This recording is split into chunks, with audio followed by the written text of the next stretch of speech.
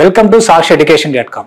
APPSC నిర్వహించే పరీక్షల్లో కానీ, టీజీపీఎస్సీ నిర్వహించే పరీక్షల్లో కానీ, పోలీస్, కానిస్టేబుల్, ఆర్ఆర్బీ, ఎస్ఎస్సి ఇలా ఏ పరీక్షలో చూసినా కానీ అర్థమెటిక్ రీజనింగ్ ప్రాధాన్యత చాలా ఎక్కువగా ఉంది.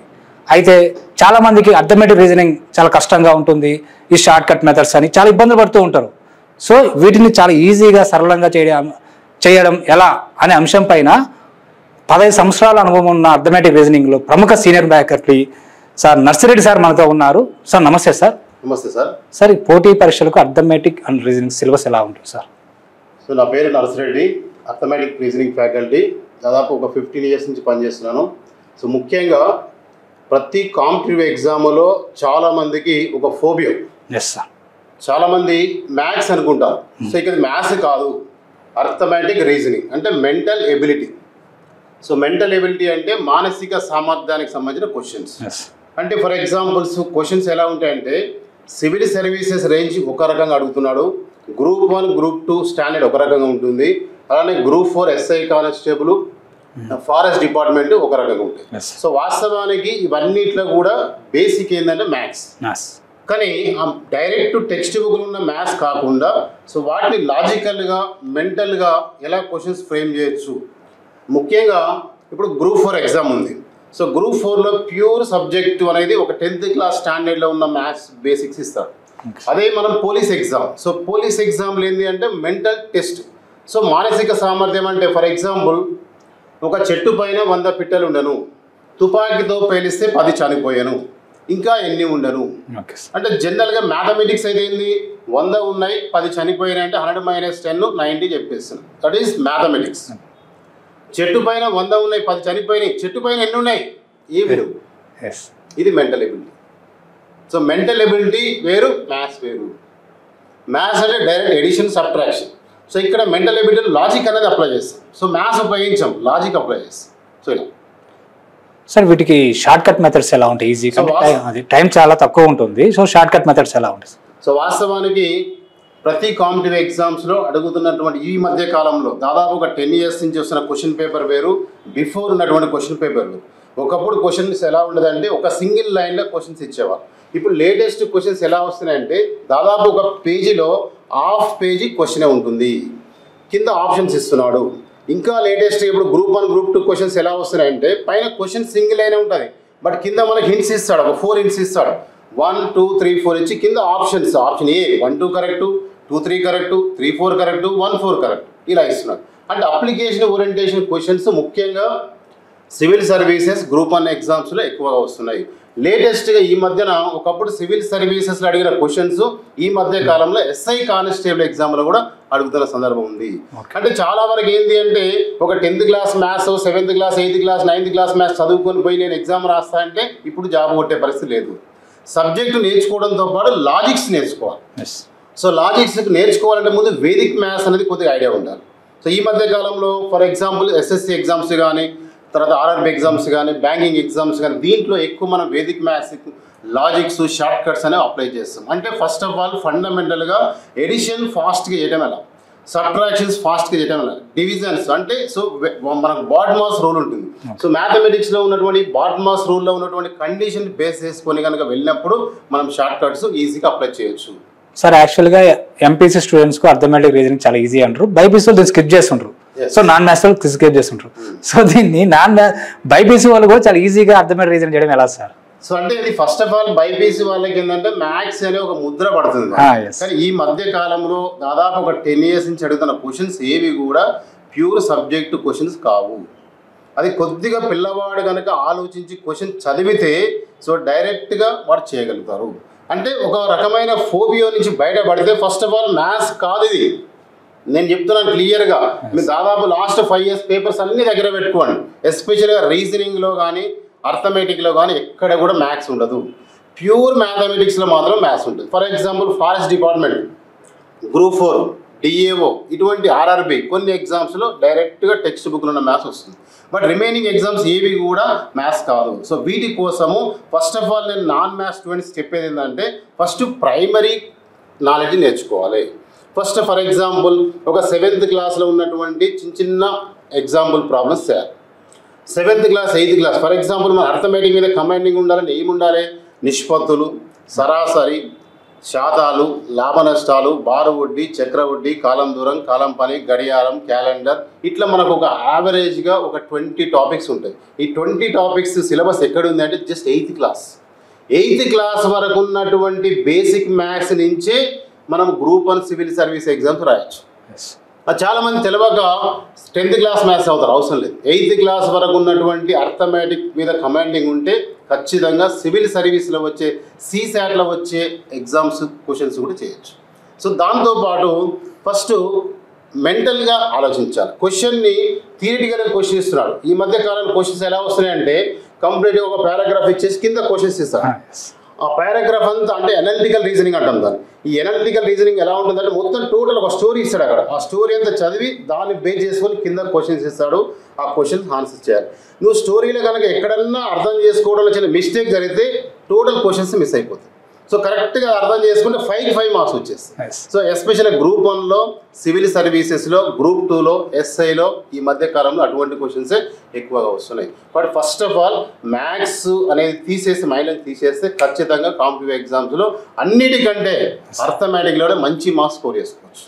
సార్ యాక్చువల్గా ఇప్పుడు UPSC అన్నారు ఇందాక, UPSCలో GS పాస్ అవుతున్నారు కానీ CSAT ఫెయిల్ అవుతున్నారు. దీనికి ప్రధాన కారణం ఏంటి సార్? ఇది అంటే ఫస్ట్ ప్రైమరీగా వాళ్ళు ప్రాక్టీస్ అనేది ఇంపార్టెంట్. సో మంచి క్వశ్చన్ ఇది. చాలా వరకు ఏంటంటే నాన్ మ్యాథ్స్ స్టూడెంట్స్ ఈ ఫోబియా ఉంటుంది. నేను ఎన్ని చెప్పినా వాళ్ళకి ఆ ఫోబియా స్టార్ట్ అవుతుంది. బట్ వాళ్ళు ఏంటంటే బేసిక్ నుంచి నేర్చుకోవాలి. సో బేసిక్స్ నుంచి ఎప్పుడైతే నాకు మ్యాథ్స్ ఏం తెలియదు అనుకొని క్లాస్ రూమ్లో కూర్చుంటాడో నేను చెప్పే ప్రతి పాయింట్ వాళ్ళకి మంచిగా అనిపిస్తుంది. ఎప్పుడైతే వాళ్ళు నాకు అన్నీ వచ్చు అనుకుంటా, నాట్ ఓన్లీ మ్యాథ్స్, ఏ సబ్జెక్టులో ఒక కోచింగ్కి వచ్చారు, ఫస్ట్ ఆఫ్ ఆల్ ఈ కోచింగ్కి వచ్చేటప్పుడు ఏం చేయాలి? ఈ కోచింగ్ సెంటర్ ద్వారా నేను జాబ్ కొట్టుకుంటా, ఒక 50% నాది, 50% కోచింగ్ సెంటర్ది అనే మైండ్ సెట్తో వచ్చినప్పుడు ఏమైందంటే మేము చెప్పే ప్రతి పాయింట్ వాళ్ళు నోట్ చేసుకుంటాం. అలానే ఒక మార్కెట్కి వెళ్ళి బుక్ స్టాల్లో చాలా బుక్స్ ఉంటాయి. అన్ని బుక్స్లో అందులో మనకు నచ్చిన బుక్ ఒకటి కొనుక్కుంటాం. ఆ కొన్న తర్వాత ఈ బుక్ గురించి మనం వేరే ఆలోచించదు. ఇక కొనే ముందే ఆలోచించు, కొన్న తర్వాత ఆ బుక్ని 10 సార్లు చదువు. కాంపిటేటివ్ ఎగ్జామ్స్లో జాబ్ కొట్టాలంటే ఒకటే బుక్ని 10 సార్లు చదవాలి. మనం చాలామంది ఏం చేస్తారంటే 10 పుస్తకాలు కొనుక్కొని చదువుతారు. 10 పుస్తకాలు చదివితే నాలెడ్జ్ వస్తుంది. ఒకటే పుస్తకాన్ని 10 సార్లు చదివితే జాబ్ వస్తుంది. సో జాబ్ కావాలా, నాలెడ్జ్ కావాలంటే ఒక లెక్చరర్గా నాకు నాలెడ్జ్ కావాలి, ఒక స్టూడెంట్గా నీకు జాబ్ కావాలి. అంటే ఫస్ట్ మనం ఒక బుక్లో ఉన్న ఇన్ఫర్మేషన్ని 100% మనం పట్టేసి అప్పుడు క్వశ్చన్స్ ప్రాక్టీస్ చేయాలి. అదనంగా ఎక్స్టెన్షన్ కోసం నీకు ఆ క్వశ్చన్ చేసినప్పుడు డౌట్ వస్తే ఇంకో రిఫరెన్స్ బుక్స్ చూడు, ఇంకో బుక్ చూడు. అసలు ఫస్ట్ ఆఫ్ ఆల్ నీకు బేసిక్ నాలెడ్జ్ లేదు. నువ్వు 10 పుస్తకాలు కొని ఏం చేస్తావు? కాబట్టి స్టాండర్డ్గా మార్కెట్లో చాలా బుక్స్ ఉంటాయి, చాలామంది లెక్చరర్స్ ఉంటారు, చాలా ఇన్స్టిట్యూట్లు ఉంటాయి. బట్ మనం బస్సు ఎక్కుతాం, మనం బస్సు ఎక్కేటప్పుడు ఆలోచించాలి. ఎక్కిన తర్వాత డ్రైవర్ బస్సు ఏం చేస్తాడో ఏమో అని మనం భయంతో కూర్చుంటే ఏమవుతుంది? సో ఇది కూడా అంతే, ఇది ఒక ప్రయాణం లాంటిది. ఇక్కడ కోచింగ్ సెంటర్ అయినా, ఒక పుస్తకం అయినా, ఒక లెక్చరర్ అయినా, ఇక్కడ లెక్చరర్ దగ్గరికి వచ్చినామంటే నమ్ముకోని 100% ఆ లెక్చరర్ నమ్ముకొని కూర్చో, ఖచ్చితంగా న్యాయం జరుగుతుంది. ఒక అపనమ్మకంతో ఉంటే ఎవ్వరం ఏం చేయాలి? ఫస్ట్ పాజిటివ్ మైండ్, ఏదైనా పాజిటివ్ మైండ్తో స్టార్ట్ చేస్తే ఖచ్చితంగా కాంపిటేటివ్ ఎగ్జామ్స్లో బండ్లు ఓడలైతే ఏం రానోడు జాబ్ కొట్టుకొని పోతాడు, అన్ని వచ్చినోడు అన్నీ ఉంటాడు. ఇదేంద్ర భయ అంటే వాడు ఒక 0 మైండ్తో వచ్చి మేము చెప్పిన ప్రతి పాయింట్ని క్యాచ్ చేస్తాడు, చదువుతాడు. కొంతమంది ఏంటంటే ఓవర్ లుకింగ్ ఉంటుంది, అటువంటి వాళ్ళు ఫెయిల్ అవుతారు. ఓకే సార్, ఇప్పుడు మీరు పుస్తకాల గురించి చెప్పారు. అర్థమెటిక్ రీజనింగ్కు బెస్ట్ ప్రామాణిక పుస్తకాలు అంటే ఏమంటారు? ఎలాంటి స్టడీ మెటీరియల్ ఎంపిక చేసుకోవాలి? సో ఫస్ట్ ప్రైమరీగా మార్కెట్లో ఉన్న బుక్స్ని మనం చూసే ముందు కంటే కూడా standard books, Telugu academy books, NCERT books, ఎస్పెషల్గా నేను చెప్పే మంచి సజెషన్ ఏంటంటే 6th క్లాస్ నుంచి 8th క్లాస్, వీలైతే 9th 10th. So 9th 10th pure maths కిందకి వస్తుంది కాబట్టి అట్లీస్ట్ మనము 6th క్లాస్ నుంచి 8th క్లాస్ వరకు ఉన్న మ్యాథ్స్ టెక్స్ట్ బుక్స్ని పర్ఫెక్ట్గా ప్రిపేర్ అయిన తర్వాత మార్కెట్లో 100 రకాల పుస్తకాలు ఉన్నాయి. దాంట్లో నీకు నచ్చింది ఒకటి కొనుక్కో. ఎందుకంటే ఒక స్పెసిఫిక్గా ఈ బుక్ అని చెప్తే దానివల్ల ఉపయోగాలు ఇప్పుడు లేదు. అలా ఒకప్పుడు అలా ఉండే, మార్కెట్లో ఒక 6 అగరాల బుక్ ఉన్నప్పుడు అది ఒక్కటే ప్రిపేర్ అయితే మనం సక్సెస్ అయ్యేవాళ్ళం. ఇప్పుడు 100 పుస్తకాలు వచ్చేసాయి. కానీ ఫస్ట్ ఫండమెంటల్ బేసిక్ ఏంటంటే Telugu academy books number 1, number 2 NCERT books. ఇంకా వీలైతే మామూలుగా సెంట్రల్ సిలబస్ బుక్స్ ఉంటాయి, అవి కూడా చూసుకోవచ్చు. సార్ యాక్చువల్గా ఒక స్టూడెంట్ ఎగ్జామ్ రాసే టైంలో ఒక అర్థమెటిక్ ఒక క్వశ్చన్ దగ్గర టైం టేకింగ్ ఎక్కువ తీసుకుంటారు. సో ఆ టైం టేకింగ్ కాకుండా బెస్ట్ టైం మేనేజ్మెంట్ అంటే ఏం చెప్తారు sir? So first of all ఇక టైం మేనేజ్మెంట్ అన్నప్పుడు క్వశ్చన్ పేపర్ ఇచ్చినప్పుడు క్వశ్చన్ పేపర్ని మనం 3 టైప్స్లో డివైడ్ చేసుకోవాలి. ఫస్ట్ సులభంగా చేయగలిగే క్వశ్చన్స్ ఏమున్నాయి, అంటే ఒక 2 hours ఎగ్జామ్లో ఫర్ ఎగ్జాంపుల్ ఒక 100 బిట్స్ ఉన్నాయి అనుకోండి. ఈ 100 బిట్స్కి 2 hours టైం ఉందనుకుంటే ఫస్ట్ 1 hourలో సులభంగా చేయగలిగే బిట్స్ చేయాలి. ఫర్ ఎగ్జాంపుల్ ఫస్ట్ బిట్టే స్టార్ట్ చేసినావు, టైం టేకన్, నీకు రావట్లేదు, దాన్ని పక్క పెట్టేసాయి. కొంతమంది ఏం చేస్తారంటే ఈ బిట్ సంగతి చూద్దాం, ఇది ఎందుకు రాదు, దీని సంగతి చూద్దాం, ఇది అయినాక నెక్స్ట్ దానికి పోదామని నాకు టైం వేస్ట్ చేస్తారు. అలా చేయొద్దు. ఖచ్చితంగా ఆ ఫస్ట్ చదువు వితిన్ 25-30 secondsలో చేయగలిగేటటువంటి చెయ్యి. లేదు టైం టేకన్ అంటే దాన్ని వదిలేసి నెక్స్ట్ సెకండ్ థర్డ్ ఓవరాల్గా 100 బిట్స్కి 2 hours టైం అనుకుంటే ఖచ్చితంగా ఒక 1 hourలో ఒక 50 బిట్స్ మనం ఫాస్ట్గా చేసేయాలి. అంటే ఈజీగా ఉండే బిట్స్. ఆ తర్వాత ఒక 25 బిట్స్కి అప్పుడు చూడు, అంటే కొద్దిగా ఆలోచిస్తే వచ్చే బిట్స్ సెకండ్లో, ఇంకా క్రిటికల్గా ఉండే బిట్స్ లాస్ట్లో చూడాలి. సో దానివల్ల ఏమైందంటే ఒక 50 బిట్స్ చేయగానే నీకు ఒక ధైర్యం వచ్చేస్తుంది. అరే 100 బిట్లను నేను ఒక 50 బిట్స్ చేయగలిగిన చలో అని. అప్పుడు కష్టమైన బిట్లను కూడా నువ్వు ప్రయత్నం చేస్తే వస్తుంది. సో అట్లా మనం ఏంటంటే 3 typesలో విడగొట్టుకుంటే అవుట్ ఆఫ్ ఏమవుతుంది 100లో 75% నువ్వు చేయగలుగుతావు, ఒక 25% నీకు ఆగిపోతాయి. సో దాంట్లో అట్లీస్ట్ మనం కొద్దిగా లక్కీ లెటర్ వేసినా ఒక 10% కరెక్ట్ అయినా ఓవరాల్గా మన రిజల్ట్ 80% వస్తుంది. ఖచ్చితంగా సెలెక్షన్ వస్తుంది. కానీ కొంతమంది ఏం చేస్తారంటే ఆ బిట్ అక్కడే కూర్చుంటారు. అలా చేయొద్దు, దట్ ఈస్ రాంగ్. తర్వాత ఇంకోటి టైం సెన్స్ అంటారా, వాటికి ప్రతి క్వశ్చన్ కూడా మినిమం మనకు 30 సెంట్రల్ ఎగ్జామ్స్ అయితే 30 seconds, స్టేట్ ఎగ్జామ్స్ అయితే 45 seconds, 45 seconds to 50-60 secondsలో మనం చేసుకోవాలి. సో ఆ టైం సెన్స్ అనేది ముందు ప్రాక్టీస్ అనేది అవసరం. సో మ్యాథ్స్ అనేది ఏంటంటే ప్రతిరోజు ఏం చదవద్దు, ఇక్కడ డైలీ ఒక 50 బిట్స్ ప్రాక్టీస్ చేయాలి. వాచ్ పెట్టుకోవాలి, ఇక్కడ ఓఎంఆర్ షీట్ పెట్టుకోవాలి. సో క్వశ్చన్స్ని మనం బబుల్ చేసుకోవాలి పక్కన. సో ఆటోమేటిక్గా చాలామంది ఏం చేస్తారు, ఒక క్వశ్చన్ చేస్తారు, ఆన్సర్ చూసుకుంటారు. అలా చేయొద్దు. సో ప్రాక్టీస్ ఓన్గా మన ఇంట్లో ప్రాక్టీస్ చేసుకున్నప్పుడు కూడా ఖచ్చితంగా 100% టైం సెన్స్ పెట్టుకుని చేయాలి. అక్కడ టైం పెట్టుకోవాలి, ఓఎంఆర్ షీట్ పెట్టుకోవాలి, చేయాలి. చేసిన తర్వాత ఓవరాల్గా ఒక 1 hour తర్వాత మనం ఎన్ని బిట్స్ చేసాము, ఎన్ని కరెక్ట్ అయినాయి, ఎందుకు రాంగ్ అయినాయి, సో దీంట్లో పోయినాయా, ఇక్కడ ఎందుకు పోయినాయి, అప్పుడు ఎక్కడైతే నీకు మిస్ అయినాయో వాటిని మనం ఓవర్టేక్ చేసుకోవాలి. సో అలా చేసుకొని ముందుకు. సార్, ఈ గవర్నమెంట్ ఎగ్జామ్స్లో ప్రధానంగా చాలామంది పోటీ తీవ్రత ఎక్కువ ఉంటుంది. సో ఇది మన వల్ల కాదులే, లక్షల ఎగ్జామ్స్ రాస్తుంటారు, మనం ఈ జాబ్ కొట్టలేవులని ఫోబియాతోనే సగం మంది పిల్లలు అసలు ఈ పోటీ పరీక్ష వైపు రావడం మానేస్తారు. సో దాన్ని అధిగమించి నేను కూడా ఒక జాబ్ కొట్టాలి, నాది కూడా ఒక జాబ్ అని కాన్ఫిడెంట్గా పోటీ పరీక్షలు దిగడం ఇలా సార్. సో జనరల్గా ఏంటంటే ఇప్పుడు రాజకీయ నాయకులు ఎప్పుడు ఒక మాట మాట్లాడుతుంటారు. ఏమంటారంటే అరే ఢిల్లీలో కాదురా పై గల్లీలో చూసుకున్నారా అంటారు. అంటే అర్థమైంది అంటే ఢిల్లీ కాంపిటీషన్ కంటే గల్లీ కాంపిటీషనే టఫ్. సివిల్ సర్వీసెస్కి దేశవ్యాప్తంగా 29 రాష్ట్రాల్లో ఒక 10 లక్షల మంది ఎగ్జామ్స్ అటెండ్ చేస్తే ఒక్క తెలంగాణ స్టేట్లోనే కానిస్టేబుల్ ఎగ్జామ్స్కి 10 లక్షల మంది అప్లై చేస్తారు.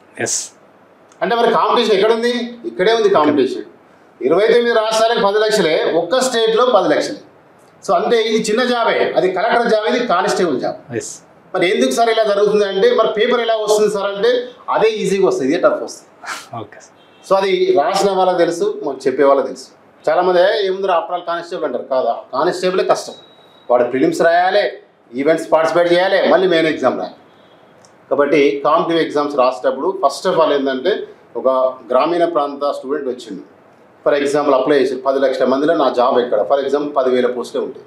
సో అక్కడ ఏమవుతుందంటే ఫిల్టర్ అవుతుంది. దాంతోపాటు ఫస్ట్ ఆఫ్ ఆల్ వాడికి మైండ్ ఏంటంటే నేను జాబు అనే కొట్టాలని దానికంటే ముందు కూడా 100% దానికి ఇన్వాల్వ్ అయిపోవాలి. అంటే ఆ జాబ్ గురించి కలగనా. కానిస్టేబుల్ అంటే కానిస్టేబుల్ జాబ్ కొట్టడం కాదు, అవసరం కూడా కానిస్టేబుల్ డ్రెస్ వేసుకొని ఒక ఫోటో దిగి నువ్వు సెల్ పెట్టుకో, రోజు ఆ ఫోటో చూడు, నీకు నిద్ర పడదా అంటే కలగనడం అంటే అది ఏదో నేను వస్తుంది చేస్తా అది కాదు. నిజంగా నువ్వు డ్రెస్ వేసుకొని ఎస్ఐ డ్రెస్ వేసుకొని ఫోటో దిగి నీ సెల్ పెట్టుకొని ప్రతిరోజు నిమిషం ఆన్ చేసిన ప్రతిసారి సెల్లో నీ ఫోటో పంపిస్తే, ఎస్ఐలో నీ డ్రెస్ నీ ఫోటో పంపిస్తే నీకు ఎంత హ్యాపీ ఉంటుంది. సో అంటే అట్లా నిజం చేసుకోవాలి. ఇంకోటి ఇన్స్పిరేషన్, మన వెనకాల ఎవరో ఒకరు ఉండాలి. అంటే ఎవరో మన రిలేషన్లో కానీ ఫ్రెండ్ సర్కిల్లో కానీ ఎస్ఐ కొట్టిన వాళ్ళు లేదా గ్రూప్ అని కొట్టిన వాళ్ళు ఉంటే వాళ్ళ గురించి మనం థింక్ చేసి అవసరం ఉంటే వాళ్ళని కలవాలి, వాళ్ళతో మాట్లాడాలి, వాళ్ళు ఎట్లా చదివారు, ఏ బుక్స్ చదివారు, ఎన్ని గంటలు చదివారు. సో ఇట్లా మనం ఫీడ్బ్యాక్ తీసుకోవాలి. అలానే లెక్చరర్ గైడెన్స్, అలానే పేరెంట్ గైడెన్స్, ఇట్లా ప్రతి ఒక్కరి గైడెన్స్ తీసుకొని ధైర్యంగా ముందుకు దూకితే కాంపిటేటివ్ ఎగ్జామ్స్లో ఒక్కసారి పోద్దేమో కానీ, రెండోసారి పోద్దేమో కానీ, మూడోసారి అసలే పోతుంది. సో అంటే ఒక్కసారి దూకిన తర్వాత వెనక్కి చూడదు కాదు, 1 year పట్టవచ్చు, 6 నెలలు పట్టవచ్చు, 2 years కూడా పట్టవచ్చు. ఒకసారి 2003లో ఎగ్జామ్ రాస్తే 2008 వచ్చిన రిజల్ట్స్. ఓకే సార్, 5 ఏళ్ళు పట్టింది. సో అంటే కాంపిటేటివ్ ఎగ్జామ్స్లో ఫస్ట్ మనకు పేషెన్స్ ఉండాలి. ఫస్ట్ ఆఫ్ ఆల్ కోచింగ్లో కూర్చునే పేషెన్స్, నీకు 6 నెలలు కూర్చునే పేషెన్స్ ఉంది అంటే నువ్వు 100% సక్సెస్ అంటే. Okay sir. సార్ యాక్చువల్గా ఆర్ఆర్బి ఎస్ఎస్సి ఇట్లా సెంట్రల్ గవర్నమెంట్ నిర్వహించే పరీక్షల్లో మన తెలుగు రాష్ట్రాల విద్యార్థులు చాలా తక్కువ మంది అప్లై చేస్తుంటారు సార్. దానికి రీజన్ ఏంటి సార్? ఎందుకంటే నార్త్లో ఎక్కువ రాస్తారు ఎగ్జామ్స్, జాబ్స్ కూడా వాళ్ళు ఎక్కువ ఉంటారు. ఇప్పుడు యూపీఎస్సీ చూడండి, మన సౌత్లో తక్కువ వస్తాయి, నార్త్లో ఎక్కువ యూపీఎస్సీ ర్యాంక్స్ వస్తాయి. సో దీన్ని కూడా అధిగమించి మన సౌత్ వాళ్ళు కూడా నార్త్లో ఎక్కువ అంటే ఈక్వల్గా ఉంటాయి. ఎలా అంటే ఒకప్పుడు ఉండే, ఇప్పుడైతే దాదాపు మన వాళ్ళు కూడా చాలా మంది పార్టిసిపేట్ చేస్తున్నారు. లాస్ట్ ఒక 5-6 years బ్యాక్ మాత్రం ఎక్కువ. ఎందుకంటే ఒకప్పుడు లాంగ్వేజ్ అది హిందీ ఇంగ్లీషే ఉండేది, తెలుగు లేదు ఎగ్జామ్. సో తెలుగు అంటే మన లాంగ్వేజ్లో లేకపోవడం వల్ల ఇంగ్లీషు మన వాళ్ళు కొంచెం ఇంగ్లీష్లో వెనకబడిపోవడం, ఇంకోటి హిందీ కూడా సరిగా రాకపోవడం, ఇటువంటి ప్రాబ్లం ఫేసింగ్ అనేది ఉంది. సో ఈ మధ్య కాలంలో వాళ్ళు లాంగ్వేజ్ తెలుగులో కూడా పెడుతున్నారు కాబట్టి. ఇంకోటి మార్కెట్లో ఒకప్పుడు బుక్స్ కూడా మనకి ఇంగ్లీష్ మీడియం బుక్స్ అంటే చాలా రేర్గా దొరికేది మన దగ్గర బుక్స్. ఇప్పుడు మస్తు మార్కెట్లోకి చాలా బుక్స్ వచ్చేసినాయి. దాంతోపాటు అంత అవేర్నెస్ లేదు. రైల్వే అంటే ఇప్పుడు ఫర్ ఎగ్జాంపుల్ ఒక సికింద్రాబాద్ రైల్వే స్టేషన్ తప్పిస్తే ఇంకా పెద్ద పెద్ద రైల్వే జోన్స్ మన దగ్గర లేవు. ఇట్లా కొంత నార్త్ సైడ్ అది ఫస్ట్ నుంచి ఎందుకో మరి దాదాపు ఒక 20-30 years నుంచి కూడా అది ఎక్కువ వాళ్ళ ర్యాపిడ్ అక్కడ ఉన్నది. సో దాంట్లో వాళ్ళు ఇంకోటి అక్కడ చెప్పేవాళ్ళు అవేర్నెస్ మీన్స్, ఇప్పుడు ఫర్ ఎగ్జాంపుల్ మన ఇంట్లో ఒక అతను రైల్వే ఎంప్లాయీ ఉంది అనుకోండి, మన వాళ్ళని లాక్కెళ్తుంటారు అంటే అరే జాబ్ పడుతున్నారు బాబు అని. సో ఇట్లా మనకు తెలియకపోవడం కూడా, ఇన్ఫర్మేషన్ తెలియకపోవడం వల్ల కూడా చాలా మంది మనల్ని మిస్ అయ్యారు. ఈ మధ్య కాలంలో దాదాపు మనల్ని చాలా మంది వస్తున్నారు. ఇంకోటి ఇప్పుడు సివిల్ సర్వీస్ ఉంది, ఒకప్పుడు ఎక్కువ నార్త్లో ఉండే, ఇప్పుడు దాదాపు సౌత్లో కూడా చాలా మంది వస్తున్నారు. అంటే అది అవేర్నెస్ వల్లనే, తెలియకపోవడం వల్ల, అంటే ఒక ఇన్ఫర్మేషన్ అనేది క్లారిటీ లేకపోవడం, అంతే తప్పిస్తే వేరే ఏం కాదు. ఇప్పుడు దాదాపు మన వాళ్ళందరూ పార్టిసిపేట్ చేస్తున్నారు. సార్ ఓవరాల్గా ఏపీఎస్సీ కానీ టీఎస్పీఎస్సీ కానీ ఆర్ఆర్బి ఎస్ఎస్సి పోటీ పరీక్షలకు ప్రజెంట్ ప్రిపేర్ అభ్యర్థులకు మీరు ఇచ్చే సూచన సలహాలు ఏంటి? సో ఫస్ట్ ఏ కాంపిటేటివ్ ఎగ్జామ్స్ అయినా ఫస్ట్ ఏంటంటే నేను ఆ గవర్నమెంట్ జాబ్ కొట్టాలని ఒక మానసికంగా వాళ్ళు దృఢంగా స్ట్రాంగ్ అయ్యి ముందుకు రావాలి. చిన్న జాబే కావచ్చు, ఊర్లలో సామెత ఉంటుంది, చిన్న పామునైనా పెద్ద కర్రతో కొట్టాలంట. సో నువ్వు ఫస్ట్ కానిస్టేబుల్ అనే గురే పెట్టుకున్నావు, బట్ నీ ప్రిపరేషన్ కలెక్టర్ లెవెల్ ఉండాలి. కానిస్టేబుల్ జాబ్కైనా కలెక్టర్ లెవెల్ ప్లానింగ్ ఉంటేనే నువ్వు సక్సెస్ అవుతావు. సో అప్పుడే మనం కాంపిటేటివ్, ఇంకోటి ఈ కాంపిటేటివ్ ఎగ్జామ్స్లో అకాడమిక్లో 90% వచ్చిన స్టూడెంట్ కానిస్టేబుల్ జాబ్ కూడా కొట్టకపోవచ్చు. అకాడమిక్లో డిగ్రీ 4 సార్లు ఫెయిల్ అయిన స్టూడెంట్ కూడా ఇక్కడ ఎస్ఐ జాబు, తర్వాత group 1, group 2 and civil service పెట్టిన వాళ్ళు కూడా ఉన్నారు. అంటే కాంపిటేటివ్లో ఎలా ఉంటుందంటే ఓడలు బండు ఓడలు అంటే అదే, ఏం రానోడు కూడా, నాకు ఏం రానోడు కూడా వాడు వచ్చి జాబ్ కొడతాడు. ఎందుకంటే మన దగ్గర ఒక హార్డ్ వర్క్ ఉంటుంది. ఇక్కడ కావాల్సింది first hard work, sincerity, hard work, ఈ రెండు ఉంటే రిజల్ట్ వస్తుంది. అంతే, వేరే ఏం లేదు.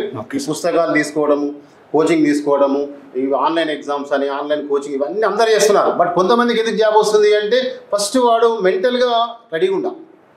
సో ఎప్పుడైతే మెంటల్గా రెడీగా ఉండి ఎన్ని కష్టాలైనా ఎదుర్కొని నేను జాబ్ కొట్టుకొని పోతా అని వచ్చిన వాళ్ళు సక్సెస్ అవుతున్నారు. ఏదో ఒక తాత్కాలికంగా బ్యాగ్ చదువుకొని వచ్చి ఒక నెల కాగానే మళ్ళీ కోచింగ్ ఒకరోజు జరగకపోతే ఎమ్మడే వెళ్ళిపోవడం, తర్వాత హాస్టల్లో ఫుడ్ బాగాలని వెళ్ళిపోవడం, ఇటువంటి ఎన్నో ఉంటాయి. వర్షాలు వస్తుంటాయి, ఎన్నో కష్టాలు వస్తుంటాయి. ఇవన్నీ కూడా తట్టుకొని అట్లనే కూర్చున్న వాళ్ళే జాబ్ కొట్టుకొని పోతారు. దాదాపు 2023లో మన నోటిఫికేషన్ వస్తే మన రిజల్ట్స్ వచ్చినాయి. సో ఎవరైతే స్టాండర్డ్గా అశోక్ నగర్లో ఎన్ని కష్టాలన్నా ఇక్కడ ఉండి చదువుకున్న వాళ్ళు నేను సక్సెస్ అయ్యే రిజల్ట్ వచ్చింది. ఒక్కొక్కరు 4 జాబులు వచ్చింది. అవును, తెలంగాణ అసలు ఒక్క జాబే వస్తారా అనే సందర్భంలో ఒక్కొక్క 4 జాబులు పెట్టారు.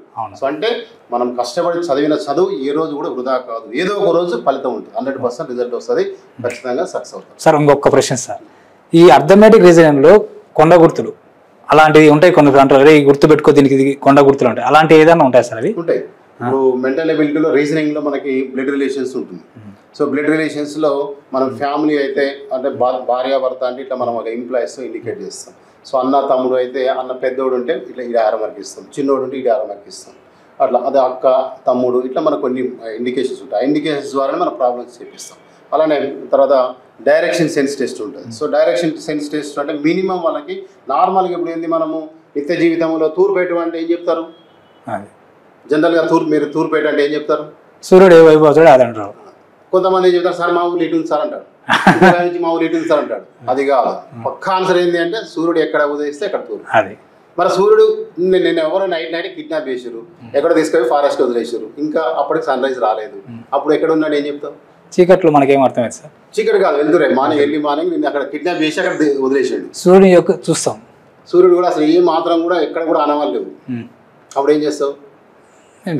సో అది దానికి మ్యాథమెటికల్ ఇండికేషన్ ఏంటంటే, సో ఇప్పుడు విమానాలు ఎట్లా నడుస్తాయి, విమాన డ్రైవర్కి ఏమన్నా తెలుసా? అమెరికా ఏం తెలియదు. సో ఇప్పుడు మన గూగుల్ మ్యాప్లు వచ్చినాయి. ఈ గూగుల్ మ్యాప్లు 100 ఏళ్ళ క్రితమే ఉన్నాయి. అమెరికాలో విమానాలు ఎట్లా, అసలు విమానం కనిపెట్టినోడు ఎట్లా అనిపిందంటే గూగుల్ మ్యాప్ ద్వారా. సో అట్లా ఇండియా అప్పటి నుంచి మనకు ఉన్నటువంటి ఇన్ఫర్మేషనే మ్యాథమెటిక్స్లో నార్త్ అంటే పైకి తీసుకుంటాం, సౌత్ అంటే కిందికి తీసుకుంటాం, రైట్ సైడ్ ఈస్ట్ వెస్ట్. ఇవి స్టాండర్డ్ అన్నట్టు మ్యాథమెటికల్. ఈ మ్యాప్ అనేది స్టాండర్డ్. నిత్య జీవితంలో మారుతుంది. మా ఊరికి వెళ్తే సూర్యుడు ఇక్కడ ఉంటాడు, మీ ఊరికి వెళ్తే సూర్యుడు అటు ఉంటాడు. బట్ మ్యాథమెటికల్గా ఏంటంటే north, south, east, west. So north east, south east, south west, north west. ఇలా ఈ మ్యాప్ని తీసుకొని టోటల్ మనము అక్కడ ఉన్నటువంటి క్వశ్చన్స్ అన్నీ కూడా మనం ప్రాక్టీస్ చేస్తాం. అలానే ఫర్ ఎగ్జాంపుల్ క్యాలెండర్ ఉంటుంది. సో దానికి ఒక కోడ్ ఉంటుంది, ఒక ఫోన్ నెంబర్ లాగా. ఇప్పుడు 9849675038 అని ఒక నెంబర్ ఉంది. ఒక 10 డిజిట్ ఉన్న ఫోన్ నెంబర్ని నువ్వు సులభంగా చెప్పగలుగుతున్నావు. అదే 12 నెలలు, ఎన్ని నెలలు ఉంటాయి? 12 నెలలు అంటే ఇంకొక 2 నెంబర్లు ఎక్కువ. అంటే 12 డిజిట్స్ ఉన్న ఒక కోడ్ గుర్తుపెట్టుకుంటే క్యాలెండర్లో నువ్వు ఎటువంటి ప్రాబ్లం అయినా వితిన్ 1 మినిట్లో ఆన్సర్ చేయొచ్చు. అంటే ఇప్పుడు ఎప్పుడో 1947 ఆగస్ట్ 15 ఇండిపెండెన్స్ వచ్చింది. అదే వారము అదే జస్ట్ మనం ఒక 10 సెకండ్స్ ఆన్సర్ చేయొచ్చు. ఇప్పుడు నీ బర్త్డే ఉంది ఫర్ ఎగ్జాంపుల్, ఏదో ఆ బర్త్డే ఏ రోజు పుట్టిన వాళ్ళకి నేను within second just 30 seconds 20 seconds answer చెప్పేస్తాను. సో ఇట్లా క్యాలెండర్కి ఒక లాజిక్ ఉంటుంది. అట్లనే క్లాక్, గడియారం. మనం రెగ్యులర్గా నిత్య జీవితంలో గడియారం చూస్తాం, కానీ దాంట్లో ఎంతో మెకానిజం ఉంటుంది. అది ఎవరు తెలియదు. ఎంతసేపు మన నిమిషాల ముళ్ళు, గంటల ముళ్ళు, సెకండ్ల ముళ్ళు చూస్తున్నాం, సార్ టైం చెప్తున్నాం, అది కాదు. సో వాస్తవానికి దాంట్లో చాలా మెకానిజం ఉంటుంది. సో ఇంటర్నల్ మెకానిజం అనేది అది మ్యాథమెటికల్గా మనం చేస్తాం. అంటే విత్ సెకండ్తో సహా మనం చెప్పవచ్చు అన్నట్టు. ఇప్పుడు 3 o'clock అప్పుడు యాంగిల్ ఎంత అంటే మనం ఈజీగా చెప్పేస్తాం 9 degrees అని. సో 3:30 అయితే ఎంత, 3:20 అయితే ఎంత, 3:40 ఎంత, విత్ సెకండ్స్తో సహా మనం చెప్పవచ్చు. ఇట్లా క్లాక్. అలానే కోడింగ్, డీకోడింగ్ అంటుంది. సో వాటికి కొన్ని మనము కోడ్స్ అనేవి వేసుకుంటాం. అలానే మనకు సీటింగ్ అరేంజ్మెంట్ అని ఉంటుంది. సో సీటింగ్ అరేంజ్మెంట్లో క్లాక్ వైజ్ ఉంటారు, యాంటీ క్లాక్ వైజ్ ఉంటారు, స్ట్రైట్ లైన్లో ఉంటారు, సర్కిల్లో ఉంటారు. వాళ్ళకు కూడా మనం ఒక చిన్న డయాగ్రామ్స్ వేసుకొని డయాగ్రామ్స్ ద్వారా పిక్చరేషన్. సో రీజనింగ్లో కొన్ని టాపిక్స్ ఎలా ఉంటాయంటే పిక్చరేషన్. సో పిక్చర్స్ ద్వారానే మనం ఈజీగా అర్థం చేసుకోవచ్చు. అట్లా ఇప్పుడు తర్వాత అర్థమెటిక్లోకి వెళ్తే బారువడి, చక్రవడ్డీ ఉంటాయి. మనం ఇంత చదువుకుంటాం, ఎంఎస్సీ బీడీలు చేస్తాం. బారువడి లెక్క ఇస్తే, ఒక వడ్డీ లెక్క ఇస్తే చేయమంటే ఆన్సర్ చేసి తప్ప చెప్తాం. మరి ఏం చదువుకున్నాడు, పల్లెటూరులో ఏం చదువుకుని వ్యక్తి వితిన్ 1 minute ఆన్సర్ చేసి చెప్తాం. సో ఎందుకు తేడా ఏంది అంటే వాళ్ళు మాన్యువల్గా చేస్తారు. సో లక్ష ఎంత అంటున్నాము, 100కు 2 రూపాయలు వడ్డీ. సో 1000కి ఎంత అవుతుంది, అన్నోటి లెక్క 20 రూపాయలు. 10,000కి ఎంత 200, లక్షకి ఎంత 2000. సో 2 లక్షలకి ఎంత అవుతుందంటే 2 లక్షలకి ఎంత అంటే 4000. సంవత్సరానికి ఎంత 148. సో ఇట్లా నోటికి పే చేస్తాం. మనం పీటీఆర్ 100 అండి వేసుకునేది లెక్కలు వేసుకోవాలి. మనల్ని చేయమంటే ఏమంటారు, సార్ బారువడ్డా, చక్రవడ్డా అని అంటారు. మన సరే ఏదో ఒకటి చేయరా బాబు అంటే వాడు సూత్రం గుర్తు రావాలి, సూత్రం పెన్ ఉండాలి, పేపర్ ఉండాలి, రాయాలి, రాసినాక కొట్టేయాలి. తీరంతా చేసినాక ఆన్సర్ కొట్టి వెదల పోతే తప్పే వస్తుంది. ఎందుకు జరుగుతుంది ఇలా అంటే ఫస్ట్ ఆఫ్ ఆల్ మన సబ్జెక్ట్ని అలా మ్యాథ్స్ అనే కోణంలో చూస్తే అన్ని తప్పలే పోతాయి. అది మ్యాథ్స్ కాదు అని ఒక లాజికల్గా మెంటల్ ఎబిలిటీ అని కనుక అర్థం చేసుకుంటే అన్ని క్వశ్చన్ చేయొచ్చు. అర్థమెటిక్ రీజనింగ్ ఎక్కడ కూడా మ్యాథ్స్ ఉండదు. ప్యూర్ మ్యాథ్స్లో మ్యాథ్స్ ఉంటుంది. ఇప్పుడు ప్యూర్ మ్యాథ్స్లో ట్రిగ్నామెట్రీ ఉంది, sine theta, cos theta, tan theta, అవి ప్రాథమిక ప్రమేయాలు. అవి లేకుండా అసలు త్రికోణమితిని మనం నిర్వచించలేము, అసలు చేయలేము. ఆ త్రికోణమితి కనుగొన్న హిప్పార్కస్ చెప్పిన ప్రాథమిక అంశాల 3 ఫస్ట్. సో ప్రాథమిక ప్రమేయాలు అంటే sine theta, cos theta, tan theta, ఈ 3 ద్వారానే మొత్తం ట్రిగ్నామెట్రీ వచ్చేస్తుంది. ఫార్ములా బేస్ మొత్తం వెళ్ళిపోతుంది. అక్కడ ప్యూర్ సబ్జెక్ట్. ఇది సబ్జెక్ట్ కాదు.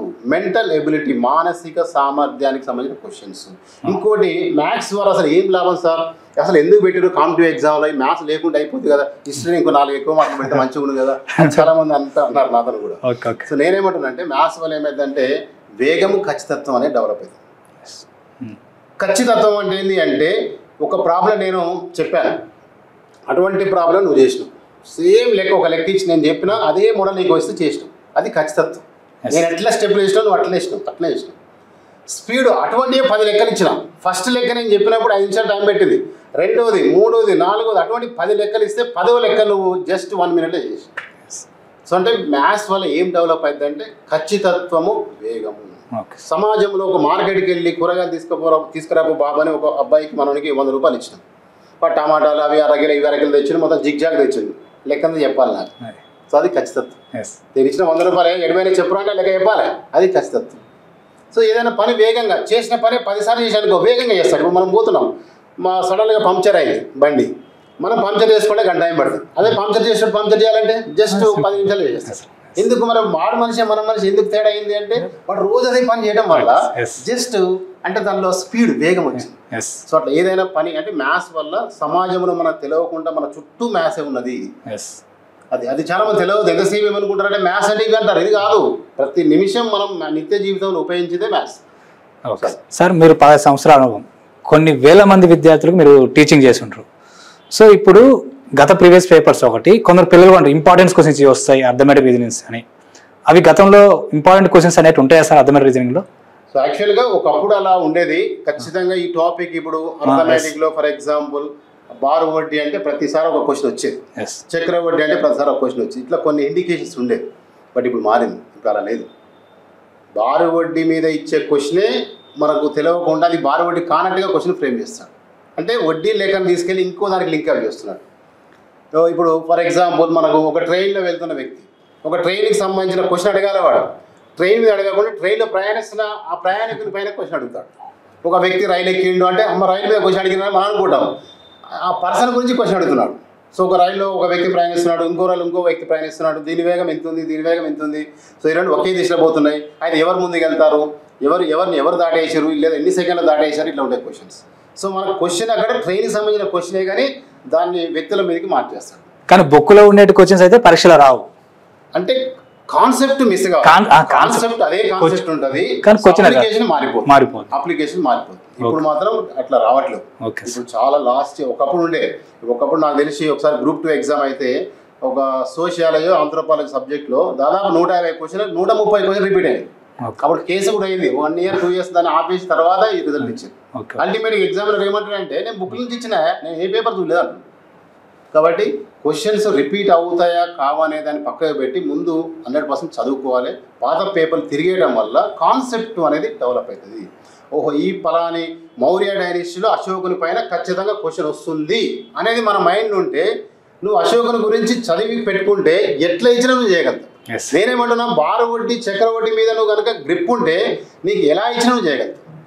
సో ఒకప్పుడు డైరెక్ట్గా ఏదో ఇట్లా ఇచ్చేవాడు, ఇప్పుడు అలా కాదు, అప్లికేషన్. ఇంకోటి మధ్యకాలంలో ఇంకా క్వశ్చన్స్ కొత్తగా వస్తున్నాయి. క్వశ్చన్ వాడే ఇస్తాడు, ఆన్సర్స్ కూడా వాడే ఇస్తాడు, అంటే సొల్యూషన్ వాడే ఇస్తున్నాడు. నెంబర్ 1 నెంబర్ 2 ఈ క్వశ్చన్కి ఇంత ఆన్సర్, దీనికి ఇంత ఇట్లా ఇచ్చేసి కింద సింపుల్గా మనం అడుగుతున్నాడు. అంటే 1 2 కరెక్ట్, 2 3 కరెక్ట్ అంటే 1 2 కరెక్ట్ అంటే నీకు ముందు అవి చేసి చూసుకోవాలి. అవి కరెక్టే ఉన్నాయి కానీ నువ్వు చేసి చూస్తేనే కానీ తెలిసేది. సో ఇట్లా ఈ మధ్య క్వశ్చన్స్ ఇంకా ముందు ఆన్లైన్ ఎగ్జామ్స్లో మనకు గవర్నమెంట్ చెప్పేది ఏంటంటే మీకు ఒక బుక్ ఇస్తాము, ఆ బుక్లో క్వశ్చన్స్ ఉంటాయి, ఆన్సర్స్ ఉంటాయి. ఎగ్జామ్లోనే ఎగ్జామ్ సెంటర్లోనే మీకు బుక్ ఇస్తాం, అలానే ఉంటాయి క్వశ్చన్ ఆన్సర్స్, మీరు చూసుకొని రాయాలంటే ఇంకా ఆ బుక్ ఇస్తాడు. ఎక్కడ నుంచి రాస్తాం అట్లా. అటువంటి ఎగ్జామ్స్ కూడా వస్తున్నాయి ముందు. సార్ చాలా మంది పిల్లలు మీ దగ్గరికి వచ్చేది, సార్ నాకు అర్థమైన రీజనింగ్ అర్థం కాలేదు, కష్టంగా ఉంది సార్ ఎలా అంటే, అలాంటప్పుడు మీరు పిల్లలకి ఏం చెప్తారు సార్ మీరు? ఫస్ట్ ఆఫ్ ఆల్ ఏంటంటే వాళ్ళకి కొంత బేసిక్ నాలెడ్జ్ మేము చెప్తాం. ఫస్ట్ ఒక 10 classes వరకు మొత్తం బ్యాక్గ్రౌండ్ బేసిక్. ఇప్పుడు టేబుల్స్ కానీ చాలా మంది ఏమనుకుంటారంటే మ్యాథ్స్ అంటే ఎక్కాలు వస్తేనే లెక్కలు వస్తాయిరా బాబు అంట, అది పాత సామెత. నేనేమంటున్నా ఏ ఎక్కం రాకుండా లెక్కలు చేయొచ్చు కొత్త. ఎందుకంటే బట్ పిల్లవాడికి అట్లా వాళ్ళు మ్యానిపులేట్ చేశారు. ఇప్పుడు ఏ ఎక్కలు అవసరం, ఎందుకంటే ఇప్పుడు ఫర్ ఎగ్జాంపుల్ ఒక 25 మనం మల్టిప్లై చేయాలి. సో వాడు నార్మల్ స్కూల్ లెవెల్లో ఏం చేస్తాడు, 25 మల్టిప్లై 5 5 25 5 2 10 ప్లస్ ఇట్లా వేసేసి మళ్ళీ వేసేసి మొత్తం 3 స్టెప్లు ఆన్సర్ వస్తాయి. నేను అలా కాదు, సింపుల్గా ఏమంటున్నాను, లాస్ట్లో 5 ఉన్నాయి కాబట్టి ఖచ్చితంగా 5 వస్తుంది లాస్ట్ ఆన్సర్లో. 2కి నెక్స్ట్ నెంబర్ ఏంటంటే 3, 2 3 ఎంత అంటే 6, అంటే 625. సో ఆన్సర్ 25తో మల్టిప్లై చేస్తే సింపుల్గా 5 5 25, 2కి నెక్స్ట్ నెంబర్ 3, 2 3 6, 625. ఇట్లా లాస్ట్లో 5 ఉన్నప్పుడు, 3 ఉన్నప్పుడు, 7 ఉన్నప్పుడు, 9 ఉన్నప్పుడు మనకు షార్ట్ కట్స్ ఉంటాయి. అట్లా దానివల్ల ఏమైతే టైం అనేది సేవ్ అవుతుంది. సో ఇట్లా ఫస్ట్ వాళ్ళకి ఏంటంటే కొంత బేసిక్ నాలెడ్జ్ ఇచ్చిన తర్వాత ఓకే సార్ ప్రీవియస్ ఎగ్జామ్స్ కొన్ని క్వశ్చన్ పేపర్స్ బాబు లాస్ట్ టైం ఇట్లా అడిగాడు, నువ్వు ఇట్లా అడగవచ్చు అని చెప్పడం వల్ల వాళ్ళకు ఒక క్లారిటీ వస్తుంది. దాంతో ఆ ఫోబియా ఫస్ట్ వాళ్ళ మ్యాథ్స్ అనే ఫోబియా వాళ్ళకి పోగొట్టాలి. సో దాంతో వాడికి ఇంట్రెస్ట్ వస్తుంది క్లాస్ పైన. ఇంకోటి చెప్పేవి లెక్చరర్ పైన ఉంటుంది, మన వాయిస్ పైన డిపెండ్ అయి ఉంటుంది, మనం చెప్పేసే హావభావాల పైన ఉంటుంది. మన హిస్టరీ ఉందనుకోండి, వాళ్ళు ఎగురుకుండా దూకుండా చెప్తే వాళ్ళకి మంచిగా అర్థమైంది.